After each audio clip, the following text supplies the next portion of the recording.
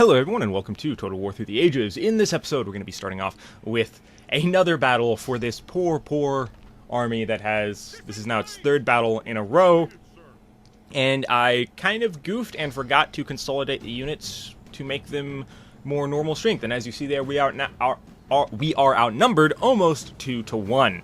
So going into this battle, I was not very confident at all, and you will partly see why. Half of our units are below half strength. So yeah, that was good. It was going to be a little bit challenging because obviously the weaker a unit is, effectively the fewer casualties it has to receive for it to lessen the morale. As where normally if the unit is full strength, it's more hardy because, you know, even if it loses 10 guys, they're still gonna stick around and fight for a while. But we did the basic checkerboard pattern for as best as we could, and I put all the weaker units up front so that they would be the ones to get charged, and that our stronger units would be able to do the counter charging. Now, the other big thing is that the one unit of early legionaries that was the strongest, which you saw there at the back that I shifted to the right, excuse me, I kept that unit as our reserves because I wanted the strongest unit to be able to go wherever I wanted it to, so that's why I kept it in the back behind our main line, and I'm able to shift it over to the right where the enemy are putting most of their forces. Now, so on the main fight's going on the right, and then in the center we're kind of engaged one-on-one. Sorry about that, had a cough. As I was saying, so right here you'll notice on the left, I do a pretty risky tactic here on the left with that unit, this unit right here. I completely ignore the enemy unit that's on the far left so that it basically gets to flank around me, but it was very risky, but I was like, okay, well, we're going to ignore it for now because it's not close enough to catch us out, so we're going to use that unit on our far left to kind of wrap around and begin to attack the enemy from the sides. And at that moment, the enemy general routed, which was huge because I honestly don't think that we would have won this battle if the enemy general hadn't routed right then and there.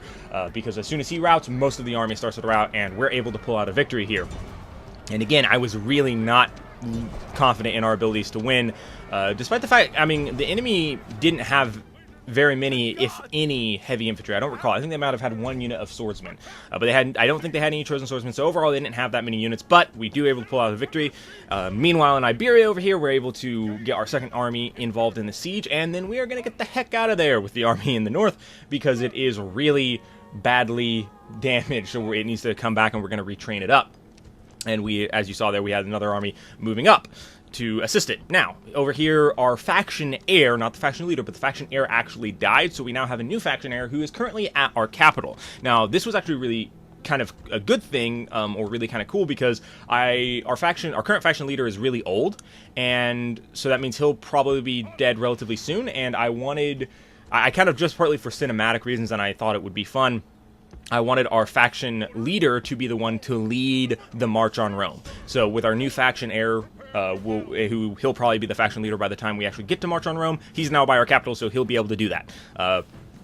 Meanwhile, back in Iberia, we auto-resolve this battle, or this siege, and we capture the settlement. No problem, obviously, just the way far superior army. We do take some casualties, to be expected, but overall it's not that big of a deal, and we're going to be able to consolidate that army together and continue westward. Now, speaking of westward, we are going to be capturing this settlement as well. Now, I should have auto-resolved this battle, and I honestly don't remember why I didn't, because I should have. I guess I was just like a little bit nervous. I was like, I didn't want to lose too many casualties, so I ended up not auto-resolving, but I totally should have, and it was really dumb that I didn't, because this battle was super boring, because nothing interesting happened at all. So because of that, I actually didn't leave that much of this battle in, because again, everything was very boring, very routine. I made multiple breaches in the walls, killed the enemy units that were in front of those breaches, marched the entire army to the center, and captured the settlement. Like, that's literally what happened. Nothing interesting happened at all, nothing exciting. It was very routine. So I should have auto-resolved it, would have saved me a lot of time, but again, whatever. Yeah, so that's it. This battle is over. We win, we capture the settlement. Really, really simple, straightforward battle. Now, moving forward, one of the big things I did want to mention is we are going to, before I move away from this, we are going to take the remnants of this conquering army here and consolidate it down into a decent-sized army and send it north to try and capture the Spanish settlement farther north, kind of tucked away up in the mountains. So we're going to be taking that army farther north. Now, it is at this point worth noting that coming up here, I basically during this recording session, I started to not record all of my gameplay. I would actually stop. I'd record. I'd start recording when I thought something exciting was happening or when something exciting happened.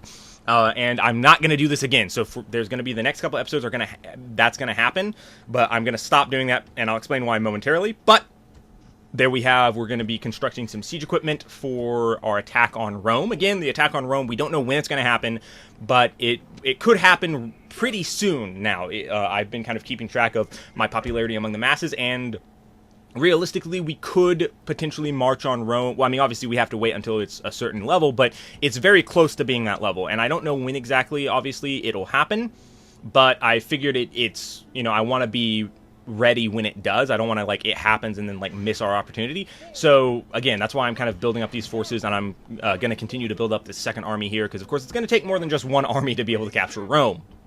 But, yeah, so that's pretty much what we're doing here, and we're shifting a lot of our generals around. Here we skipped ahead a couple turns, and we retrained all of the veteran units that got beaten up previously in the last episode and the beginning of this one. But now they're retrained up, and they're getting ready to march to the north to take some vengeance. Now, meanwhile, what we're also going to be doing here is pulling a lot of our Praetorians back to the areas where we will be fighting the other Romans during the Roman Civil War, and that's because obviously the the more elite units we have, the better. Because again, we're going to be going up against Roman infantry, which is some of the best infantry, heavy infantry in the game. So yeah, this army is continuing on there, and as you saw, we loaded the army onto the ships, and we're going to be landing and capturing Londinium. Now, speaking of Londinium, I didn't record the part where I captured Londinium, so you will see here on the map, I captured Londinium. It was very straightforward, very simple siege. They barely had any forces there. I just besieged it, constructed the siege equipment, and constructed the siege equipment, and then we won. So yeah, that's pretty much it. I auto-resolved it, didn't even fight it out. It was very straightforward. Now, another thing that happened was with this battle, I do apologize, I didn't record most of this battle because I recorded my deployment, I got my deployment all set up, and then I had an interruption, so I had to step away from my computer for several minutes, and when I came back, I just started the battle, and I forgot to actually hit the record button.